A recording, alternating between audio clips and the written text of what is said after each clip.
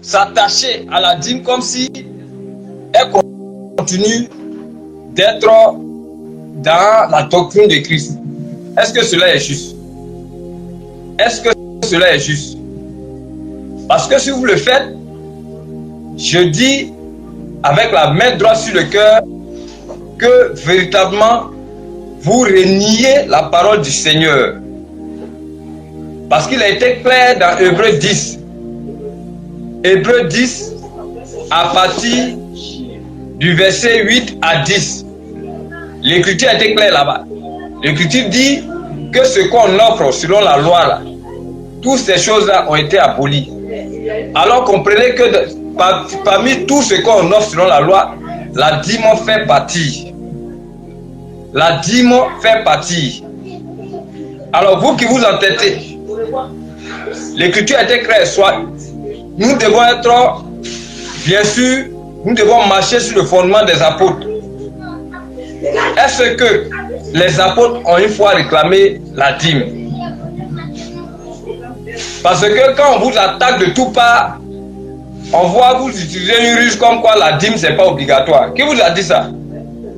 Si vous employez le terme dîme, comprenez que vous êtes en train de titiller l'esprit des gens et vous êtes en train de rendre cela obligatoire dans leur esprit. Parce que vous voulez les mettre en face des faits en disant que si tu ne payes pas, c'est toi et Dieu, vous allez régler ça là-bas.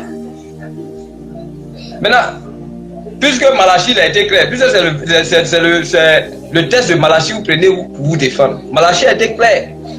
Malachie dit, malheur à vous qui ne donnez pas là. Donc ça veut dire que l'écriture dans l'Ancien Testament obligeait les croyants à payer. C'est pas sur la christique que vous allez dire non que c'est pas obligatoire. À partir du moment où vous employez le mot dîme, cela sous-entend que c'est obligatoire. Vous êtes en train de titiller en esprit. C'est ça, c'est de ça que le Seigneur parle là. C'est des jours que vous mettez sur les gens. Alors que le Seigneur lui dit que lui son jour là, c'est léger. On n'impose rien. À part que de respecter tout ce que le Seigneur a dit. C'est pourquoi les apôtres n'ont rien imposé aux croyants. Voyez? Donc, arrêtez de ruser avec ces faits-là. Il y a eu plein de sujets que j'ai pu mettre à nu pour que vous puissiez, par la grâce du Seigneur, je vous ai dit dans le qui a mis volume là. Enlevez volume là. Alors, donc je continue pour dire que tous ceux qui s'entêtent à prendre la dîme, vous êtes déchus de la grâce. Et je le dis devant Dieu, devant le Seigneur Jésus-Christ. Et comme vous faites tout pour détourner vos oreilles de la vérité que nous prêchons, nous, comme j'ai l'habitude de dire, j'ai dit la vérité en Christ et ma conscience m'en rend témoignage. Et en ce sens, je secoue mes vêtements afin que votre sang retombe sur votre tête. Quand il dit ça, vous pensez que c'est des paroles vaines. Non, je sais de quoi je parle. Aujourd'hui, le christianisme, à notre temps, traverse une crise pas possible. Malheureusement, tous ceux qui se disent docteur, pasteur, apôtre, et d'ailleurs même quel apôtre à ce moment-ci. Hein? Parce que l'église, premièrement dans l'église, c'est les apôtres. Et c'est sur le fondement des apôtres que nous devons être édifiés. Les apôtres ont reçu directement du Seigneur et ils nous l'ont enseigné. Voilà, donc tous ceux qui se disent apôtres aujourd'hui là, on ne sait pas où ils en sont pour eux là. Hein? Vous déviez carrément. Et quand on parle, vous avez cette ruse là comme quoi, tu veux dire quoi? C'est toi qui as le Saint-Esprit quoi. Non, c'est pas de ça qu'il s'agit. Vous avez l'habitude de dire c'est écrit où. Et par rapport à ce fait là, nous devons toujours nous focaliser sur les Écritures pour voir si est-ce que ce que nous défendons là est juste.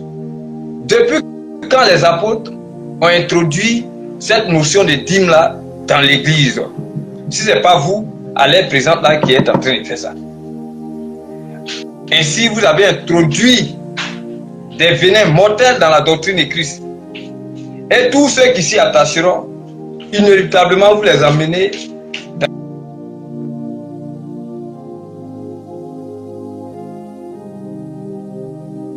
Vous voyez, comme ça. Alors, moi je vous encourage, je vous exhorte afin que vous puissiez jeter un regard profond dans ce que je fais. Et comme j'ai l'habitude de vous dire, ne tenez pas compte de mon langage. Ce langage tortueux que j'ai là, c'est rempli de vie. Et quand je le dis, je sais pourquoi je dis ça. Parce que les enseignements que je donne là, c'est des enseignements purs, émanant de la doctrine christique. Voilà.